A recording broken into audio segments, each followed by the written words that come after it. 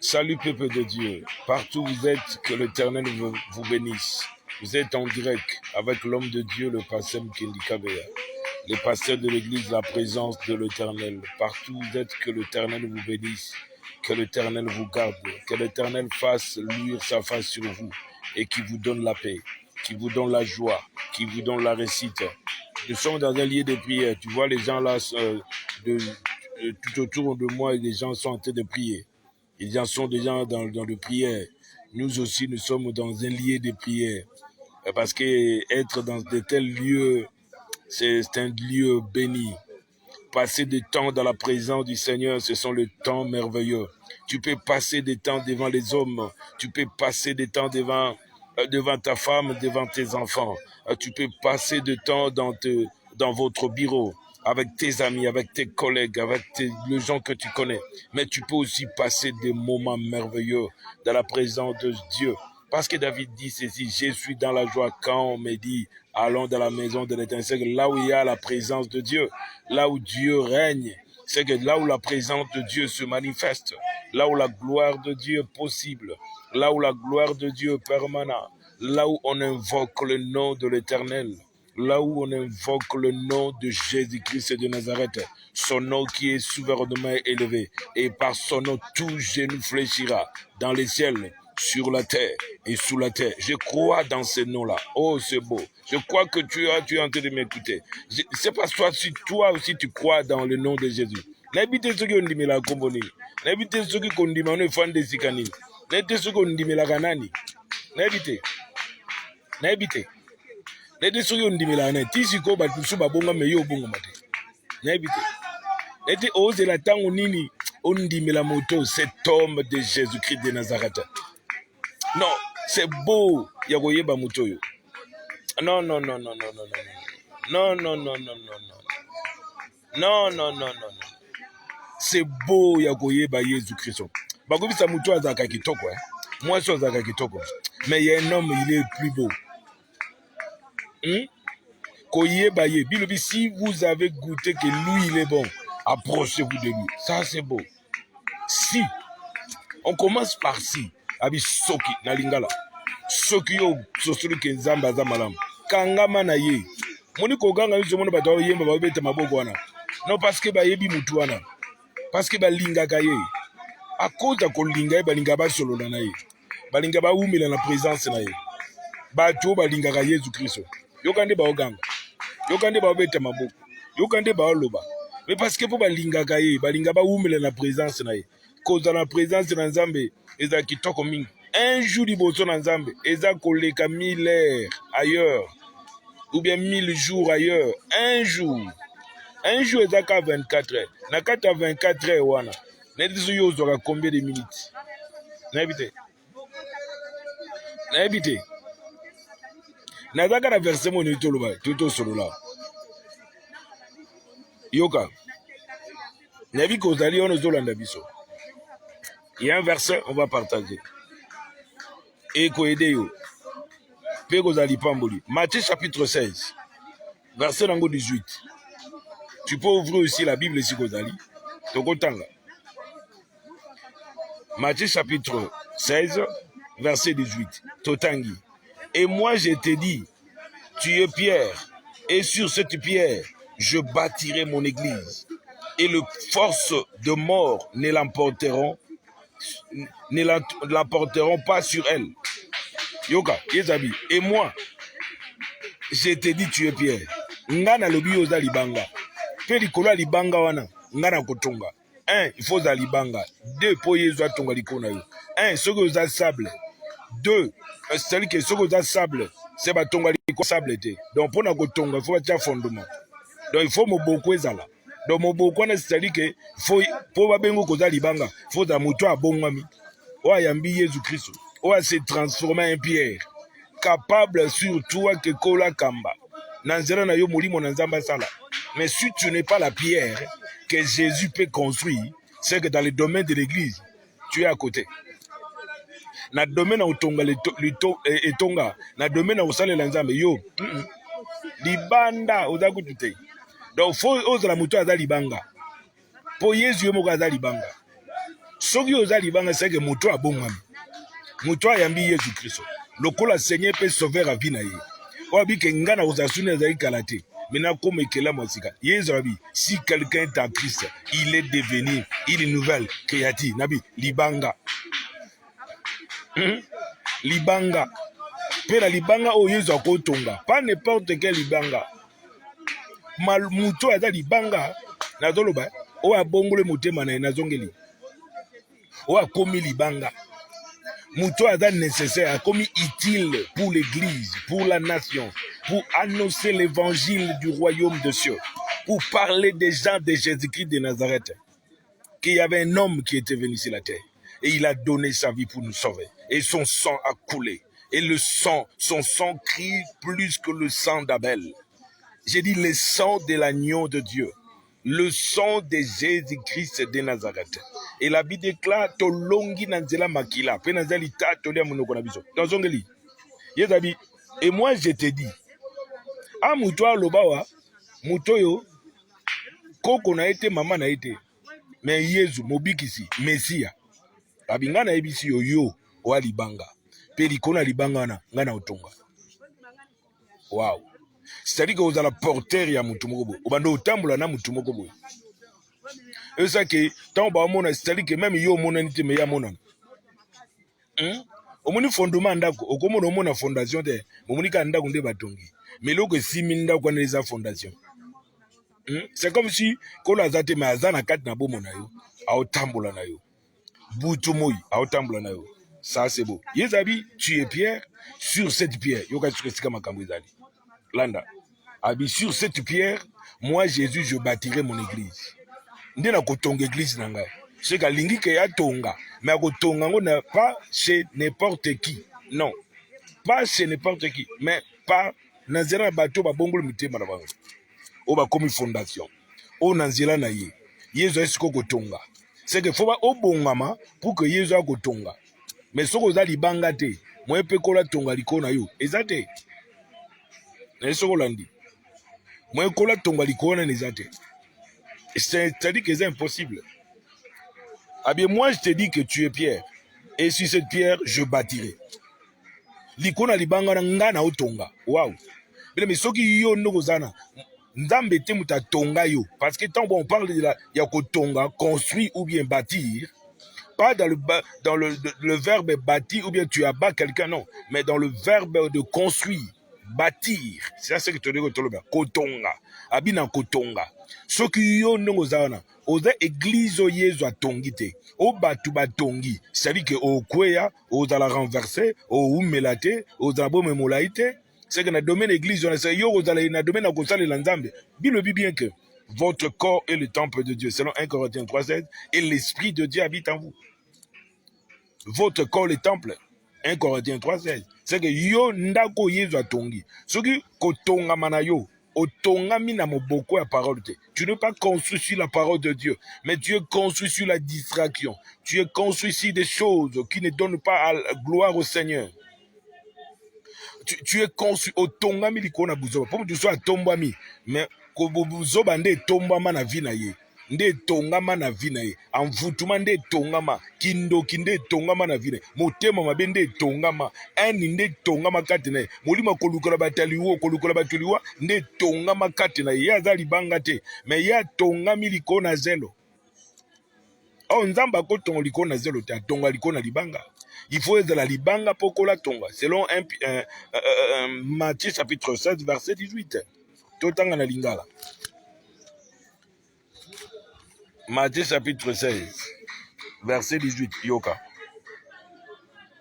Bongo ngai nalobi na yo, ozali libanga, pe na libanga na libanga oyo na kotonga église ya ngai. Oh, esika makambo eza wana. Donc, faut la église ya Yesu. Église ya yote. C'est que nzoto ne faut la ya Yesu. Mais il y a diable, il y a magie, pour la sorcellerie, pour la kindoki, pour la haine, pour la problème, pour la trouble na vie batute, pour la trouble na foyer batute, l'église na ba foyer na ba famille, na entreprise na société. Non, non. Non. Non. Abisur na egle yoza libanga likona libanga wana nde ngana kotonga. Elasi ke foko ma libanga po Yezu atonga. C'est que soki kolo atongi lokwa bilobi soki nzamba tongi te o ba kotonga ba osala musala pamba. Donc foko tonga maya solo. Il faut banda na liloba ya nzambe na via moto. Liloba ya Yezu Kristo. Yezu nda tonga yo. Soko tonga mi selon liloba na nzambe, c'est que tonga mi selon révélation. Or, Dieu est esprit, il faut que ceux qui l'adorent en esprit et en vérité. Faut tonga mana parole, o tonga mana liloba na nzambe, o tonga mana molimo mo santu, a tonga vina yo. Ozala un homme construit spirituellement, doué, muta fandi na liloba, muta tondi na molimo mo santu, molimo na nzambe kokambai. Abi sur toi, je bâtirai mon église et le porte de séjour des morts ne prévendront point contre elle. Alléluia. Makamu fandi angwana, nasuka sikoko labi, bongo bikuke ya kufa ekokoka yete. Bien, mais yo tonga mi kona libanga kufa ekoka ote et longo te. C'est vrai que kufa ezara mokili, mais yezu abi ke oye atongi ndako ma libango ye atongi likona ye asali fondation asalo ya solo atonga mi ndako ya solo abi bikuke ya kufa ekokoka ete ata bazoluka yo kufa na tongo na midi pe na pokwa okokufa te. Je ne mourrai pas, je vivrai et je rencontrerai les œuvres de l'Éternel. Même si ta famille cherche ta mort, même si tes voisins cherchent ta mort, même si ton mari, ta femme, tes enfants, tes cousins, tes camarades, ils cherchent ta mort. Bien-aimé, il y a un homme qui dit dans Matthieu 16, verset 18, le porte de séjour des morts ne prévendront point contre l'église de Dieu. C'est que le pikuke ya kufa et koko kayote. Yom tola nanga na bisyo koko kayote.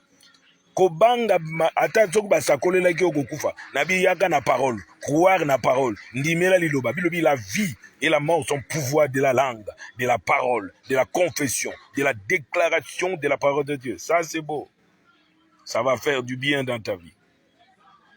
Je crois que belé bo landa na tango sika bozali nalobi. Que Dieu te bénisse. Que là où tu me suis, que Dieu te bénisse. Que la grâce du Seigneur soit sur toi. Et que l'amour du Père, la grâce du Fils et la communion du Saint-Esprit soit sur vous, soit sur toi, soit sur ton mari, sur ta femme, sur vos enfants, sur votre couple, sur votre fiancé, sur tes études, sur ton emploi. Même aux ananzela na mutu kozo kende, na bikolo azala yo. Bisika nyonso zola na tibiso, na bikolo azala na yo. Hein? Bien-aimé dans le Seigneur, nabi kola pambolo sikozali. Yezu abibi kuke na kufa ekokokate. Même si ba mimi komono ndako nganga, même si ba mimi komono na ndako marabu, même si ba mimi komono na mai, même si ba mimi komono na zamba, même si ba mimi komono na cimetière, même si ba zu komono ba koti na zimuta kufa ba zu komono na kati bache. Bien mais tu ne mourras pas, n'aie pas peur de ce que les gens font pour la kolukaliwa na yo, mais crois un homme, invoque un homme. Et la Bible déclare celui qui invoquera le nom du Seigneur sera sauvé. Bien, bah Seigneur, bah zébélé, bah Seigneur, mangomba, bah communauté, bah Seigneur, monde à ténèbres. Mais il y a un homme qui s'appelle le Seigneur des Seigneurs, le Dieu de Dieu, Jésus-Christ de Nazareth. Et son nom dépasse tous les autres noms. Et son nom est au-dessus de tout nom, le au-dessus de tout nom. Le nom de Jésus. Kombo nyonso ekotanga momokidio. Ezala kombo a corona. Avant corona yebana, Yezu azalaki déjà. Avant sida yebana, ye azalaki déjà. Avant malaria ya, ye azalaki. Avant nyonso ya, ye azalaki. Kombo nezali kona ba kombo nyonso. Kombo na Yesu Christ à Nazareth. Nazobe la kombo. Le nom de Jésus-Christ. Le nom qui est souverainement élevé. Est-ce que toi, yumutola ndangai, nediso zondimela kombo ya Yesu Christ. Uzondimela liloba na nzambe pona kobika bolamu nzambe na vina yo. Kondimela liloba, kondimela parole pe liloba ibikisaka oyo monisaka batu bolamu. Le nom de Jésus-Christ de Nazareth. Nazolobela batu bazondimela parole nzambe. Les gens qui croient la parole, qui croient que Jésus-Christ est réel, est vivant et il est capable de les sauver. Bien-aimé, logo te bangi sayo. Ko bangi logo te. Ma comme le si Dieu pour nous, qui sera contre nous? Yezabinda konga na tongi. Le porte de séjour des morts ne prévendront point contre elle. Bi kuke ya kufa. Ezaba fungula ki ona famille na yo. Ezaba fungula ki on mobile nda ta fungula le kuke ya kufa. Bien-aimé, tu ne mourras pas. Bien-aimé, je ne mourrai pas, je vivrai. Moi, je témoigne la gloire de l'Éternel. Je ne mourrai pas. Bien-aimé, que tu le veuilles ou pas, moi, je ne mourrai pas. Que tu cherches ma mort d'une manière ou d'une autre, je ne mourrai pas. Pourquoi? Parce que je crois à un homme. Je crois à sa parole. Moi, je crois à un homme qui a dit aussi sur ma vie. Au Moutonga Ndimela, c'est Jésus-Christ de Nazareth. Il y a dans Zamba Mindelete, dans Zamba Muchosa Ndimela yi. Adan Zamba ba o tetolu kanzamba batu. Il y a dans Zamba batu baba Mindelete. Il est le Dieu de tout le monde qui le cherche. Si tu t'approches de lui, de tout ton corps, de toute ton âme, de toute ta force, et si tu crois en lui, et si tu l'invoques de tout ton corps, tu le verras. Tu verras ces merveilles dans ta vie. Je ne mourrai pas, je vivrai. Je parle à un homme qui me suit, je parle à une femme qui me suit, mais qui est en train de me suivre. Déjà, je ne mourrai pas. Tu peux déclarer, je suis une maison construite par Jésus-Christ de Nazareth et je ne mourrai pas. Et le porte de séjour de mort ne prévendront point contre moi. Et le porte de séjour de mort ne prévendront point contre ma femme, contre nos enfants, contre notre progrès, contre notre ministère. Le porte de séjour de mort ne prévendront point. Oh, Yogana Lingala. Le porte bikuke na kufa et kokokate. Même si nganga na biseko makambo na sala kokoka mutona kokufa agoso. Parce que le diable, il est le menteur depuis le commencement. Il est le père de mensonges. Il ne se tient pas dans la vérité. La vérité, c'est un homme qui s'appelle Jésus-Christ. Et comment dans Jean 14, verset 6, il a dit, je suis le chemin, la vérité et la vie. Donc lui, le diable, il n'est pas le chemin. Il n'est pas la vie, il n'est pas la vérité. Il y a un homme qui s'appelle Jésus-Christ. On a émission lelo. C'est lui, il est le chemin, la vérité et la vie. Et comment ma bongo? Mais comment on peut que le diable est un père de mensonge? Le père de mensonge, ou bien au hasard le chemin, la vérité, la vie. Jésus-Christ de Nazareth. Hein?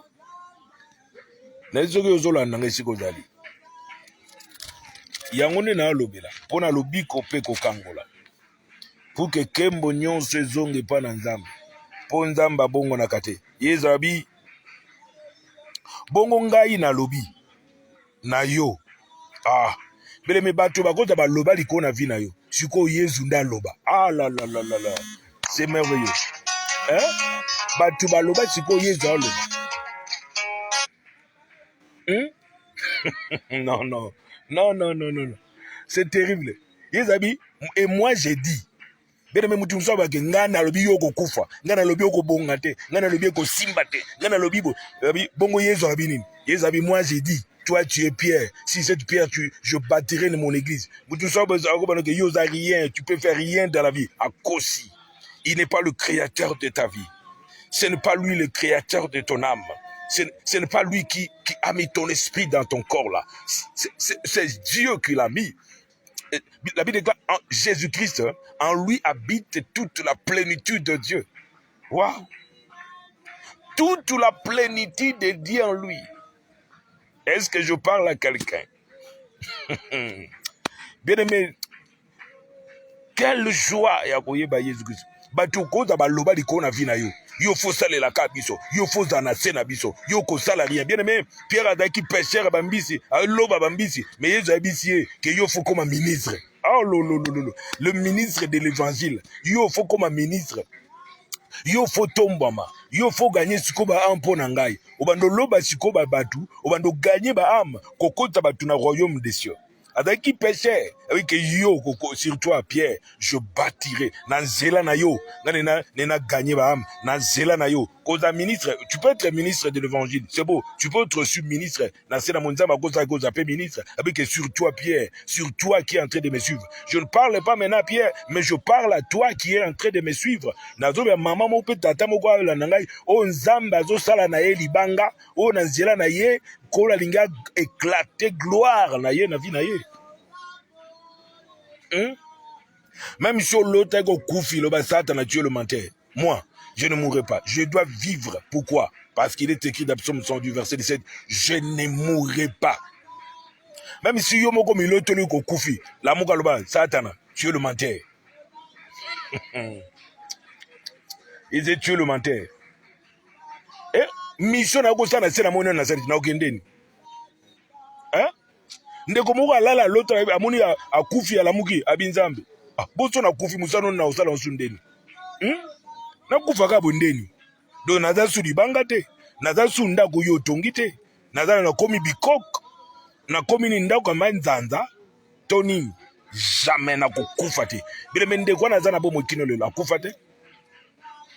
Jamais akufa. Jamais akufa nde ba msoba jamais na kufa. Tu n'as pas le temps de mourir. Bien aimé, tu as na famille na ba to bomi po za mwana na biso bien aimé, obotama na famille na moyamba Yesu Kristo, okoma mwana na Nzamba. E Nzamba koma tata na yo. Bango batao baza batata no babo na famille obotama, ata balobi nyonso bakoloba. Eza ne fait mon côté. Likona vie na yo parce que ta vie est rachetée. Ma comme le dit, vous avez été racheté à un grand prix et votre vie appartient à Dieu. Oh, yo barate, ozasu mutu na bango to koma mwana na koma mutu Nzambe. Même si tu portes leur nom, même si tu portes, tu as leur nom, mais au comment moi dans Nzambe, ta vie appartient à Dieu. Na oba bato badibi ke vie na bango e koma ya Yesu. Même si tu portes le nom de la famille, ce n'est pas un problème. Mais tu vis plus selon le genre de la famille, mais tu vis selon la famille céleste. Ok. Nazobi sabande kuba olanda biso partout. Oko sape partage la vidéo ici kozali. Bato ba yeba ete ba yeba. Sala oko sape partage. Oko sape commentaire to landango. Nde bande musu ba sa pe ba commentaire. Tu peux faire aussi des commentaires. Et puis sabango, on est en ligne et on parle de la part de Dieu pour la gloire de Jésus-Christ, pour sauver des âmes, pour amener les gens vers Jésus-Christ, pour dire aux gens de quitter les ténèbres, de venir vers Jésus. Et c'est Pierre. Sur toi, je bâtirai de mon église. Mais ceux qui battent ma boya vine tongama, mutuma lingi vine tongama zali, comme on est Jésus-Christ. Abi kati na yonde, na nzela na yo, loko zali banga na kotonga. Mais na lingi zamba tonga yo. A tongo étant que prospère, le quoi béni, le quoi sage, le quoi progrès. Nabita sale le quoi sale le geste, te. Yo za yo. A longi so le quoi longi sape beste. Le quoi longi saba bingambe na mokili. A longi saba na ye. Naningi ozala ndako Yesu atongi. Soko za terrain vide batonga te. Donc so ba bo amona tikuna. De lo moko ezate kate na yo. Terrain vide. Mais Yesu azaki Pierre, azaki vide. Azaka libanga mais abina dikona libanga ngani na tonga. Na lakisa batu ngani na osana via Pierre. Bile menzamba za na capacité o lakisa batu ke na vi na oyende mta osala. Soki bandoki basala, banganga basala, malade sala na vi na yo. Mais siko komi temps o Yesu asala na kate na vi na yo. Est-ce que tu peux dire amen? Naningi kola tonga vina yo batuba kamwa lokwa muto azali kotambola te na piscine na Bethesda bien aimé tango atelemi batutu nana sali bona vina yo abi mais c'est un homme qui s'appelle Jésus-Christ. Nana sali na vino boy. Il n'est pas permis que le jour de sabbat muta telema mais nana ngwa telemi si yo alingi yo pozwa repos alingi yo pozwa kimia alingi yo umbele na kati obika bolamu na Nzambe o ume o demeurer kozala malade te ou bien maladif te mais obika lobiko na Nzambe Yesu se prend ton lit et marche. Cet homme n'a jamais marché, mais la parole est venue pour nous tongayer. Tu peux réjouir. Oko sepela. Oaki na mokidika ou lela lelate. Mais faut sepela pe tant que moi na Nzambe. Ma comme le bien Philippiens que réjouis-toi dans le Seigneur. Je le répète, quand Dieu fait de telles choses dans la vie de ses enfants. Oh Dieu, à Dieu merci, merci, merci Jésus. Merci, merci, merci.